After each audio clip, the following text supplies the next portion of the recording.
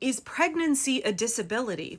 This comment was left on my friend Crutches and Spices video, and I'm sorry to pinch it, Imani, but I really want to talk about it as somebody that carried 4 pregnancies to term and has experienced multiple times what it's like to be a pregnant person in the United States and how disabling that experience is. I have some insight here.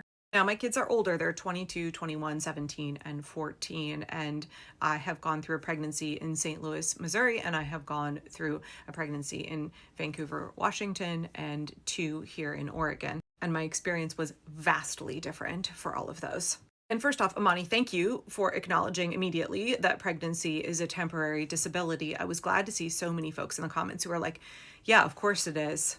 Pregnancy is a tremendous burden on the body, right? It is disabling in multiple ways. Yet so often in our society and throughout history, pregnant people are expected to behave like they are not undergoing tremendous physiological stress, huge changes, suddenly find themselves with new limitations that change regularly. As somebody who experienced at least 20 or as much as 22 weeks of severe morning sickness with all 4 of my pregnancies, that in and of itself is extremely disabling. You become dehydrated. The exhaustion is unlike anything you have ever known in your life before. With my 3rd kid, I was prone to very low blood pressure. I passed out in a grocery store simply because my blood pressure was so low all of the time. I don't actually really want to get into listing all of the ways that pregnancy is disabling, because it's not just that the experience is significantly different from pregnant person to pregnant person, it's also different from pregnancy to pregnancy.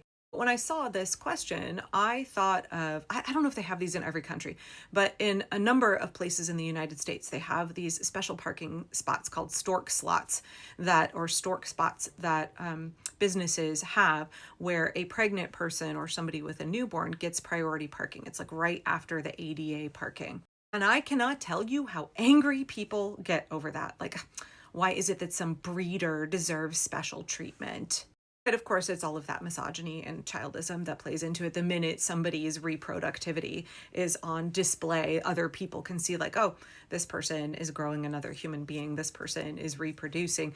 People feel free, simultaneously dehumanize and denigrate that person, and also minimize what their body is experiencing.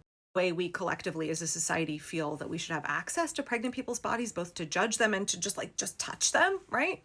God knows that judgment gets way worse the more kids you have. Nothing like being pregnant in public with your 4th child and your other children with you, and somebody saying, don't you know how to prevent that? People feel they have a right to talk about your reproductive choices, to judge your reproductive choices if you are physically somebody who is in the process of reproducing. But at the same time, also just acting like we're supposed to pretend that what's happening to those folks' bodies is not happening, that they are not undergoing stress. They are not temporarily disabled by what they are going through to grow an entire another human being. So these stork slots, people get so pissy about them. Like, why should some breeder get to park up at the front and I don't?